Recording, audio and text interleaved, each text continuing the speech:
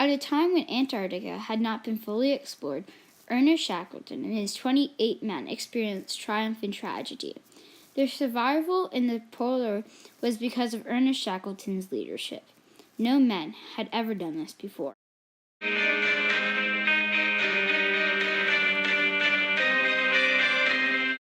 Ernest Shackleton was born on February 15, 1874, in Kelkia Island. When Ernest was 10 years old, he moved to London and got his education. His father was a doctor, and so he hoped Ernest would become a doctor himself. But Ernest took his own path to join the Navy at age 16, and at 24, he became a master mariner. And so he went forth to do what no man had ever done before.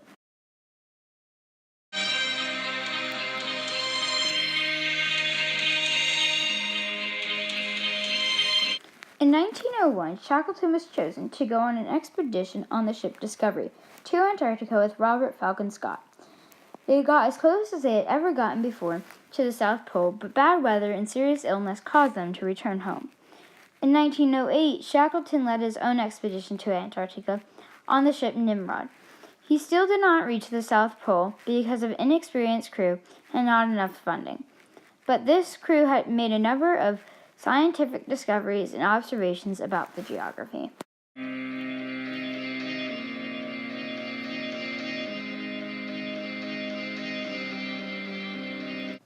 In 1910, there was a competition to see who could get to the South Pole first and claim it. British explorer Robert Falcon Scott led a British team, and his team were 5 weeks behind Norwegian explorer Roald Amundsen and his team.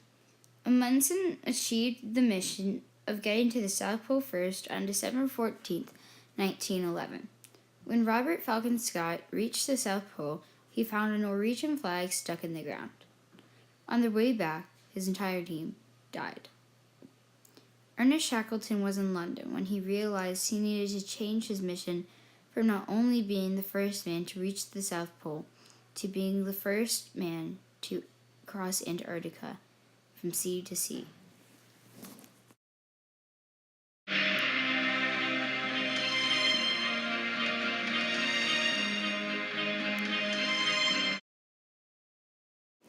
Although Ernest Shackleton had a plan, he could not complete this plan by himself.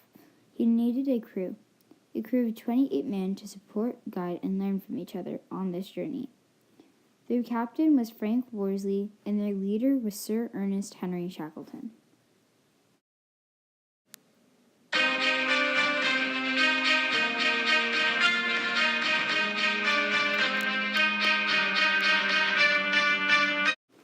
The Endurance was a massive, strong beast that was built to beat the Arctic seas. She was 140 feet long, and the beam was 20 feet long. This boat had to hold 28 men, plus their dogs and supplies. No other boat would have been able to survive on this journey.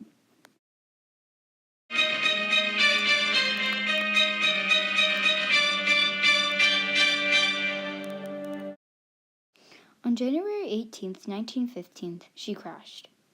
The tragic accident left 28 men praying for survival. And just when they thought their lives were over, Shackleton had to lift their spirits up, because they had to survive. Shackleton was determined to have everyone survive. Their goal once again had changed. But this goal was not a dream, it was a must. And so no more were they going to try to make it across Antarctica. They were going to survive. They had crashed into a pack of ice in the Weddell Sea, and although the boat was built for the Arctic, it was not built for these kind of crashes. The Endurance tried to move through the ice, but after 2 months, it could go no more.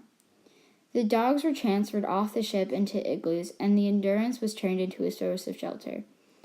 Shackleton decided the Endurance was not safe anymore, and led the crew off the ship on October 27, 1915, to camp on the ice. They salvaged some of their equipment and supplies for their needs, and had to sacrifice their wants. The ship sank on November 21st, 1915. The ice they were living on started to crack, and so the men got into lifeboats, 9 to 10 per boat, and they set off for sea for 7 days, and they fell upon what is now known as Elephant Island, and the only thing that was there were penguins and seals.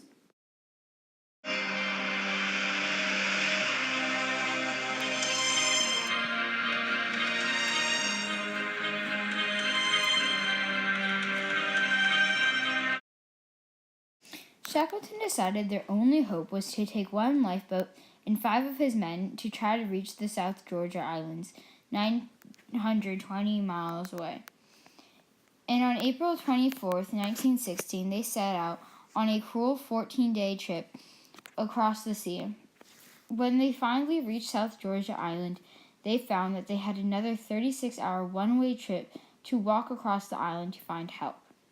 Shackleton and his men found help on the island, but it took another 3 months to organize and return to rescue the rest of his crew from Elephant Island.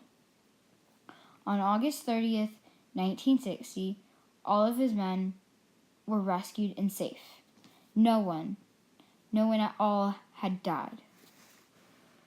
Although Ernest Shackleton did not complete his mission, no man had ever done this before, and still hasn't, which is living in the polar for almost 2 years and all 28 men surviving. Ernest Shackleton's journey started with a tragic crash, leaving them all stranded in the polar, and ending with a triumphant rescue with all 28 men living.